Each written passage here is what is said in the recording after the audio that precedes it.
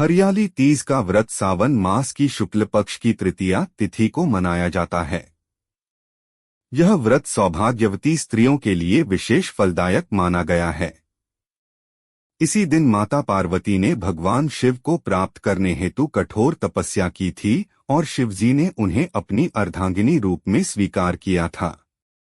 बहुत समय पहले की बात है। हिमालय की पुत्री पार्वती बचपन से ही शिवजी को अपने पति रूप में मानती थीं। उन्होंने कठोर तप करने का निश्चय किया।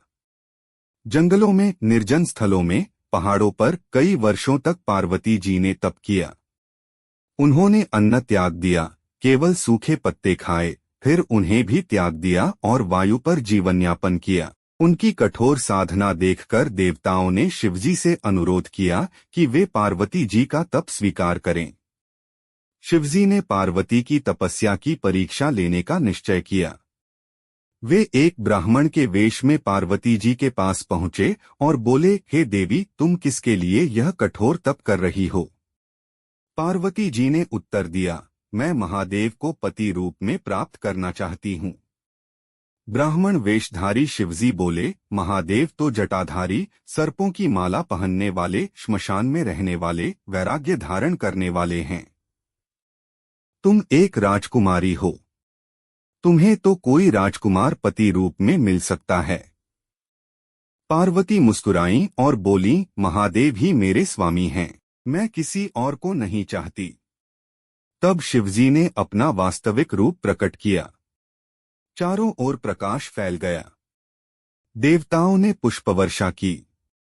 पार्वती जी का तप सफल हुआ। शिवजी ने उन्हें पत्नी रूप में स्वीकार कर लिया।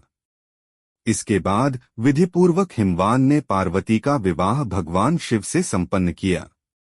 समस्त देवगण और ऋषिमुनि उस विवाह में उपस्थित हुए। माता पार्वती को सौभाग्य का वरदान मिला। तभी से यह मान्यता बनी कि जो स्त्री हरियाली तीज को व्रत रखती है और माता पार्वती की पूजा करती है, उसे अखंड सौभाग्य की प्राप्ति होती है। इस दिन स्त्रियां हरियाली वस्त्र पहनती हैं, मेहंदी लगाती हैं, झूला झूलती हैं, गीत गाती हैं और माता पार्वती से अपने पति की दीर्घायु, प्रेम और सुखमय जीवन का आशीर्वाद मांगती हैं। इस व्रत में शिव पार्वती की कथा सुनना अत्यंत पुण्यदायक होता है।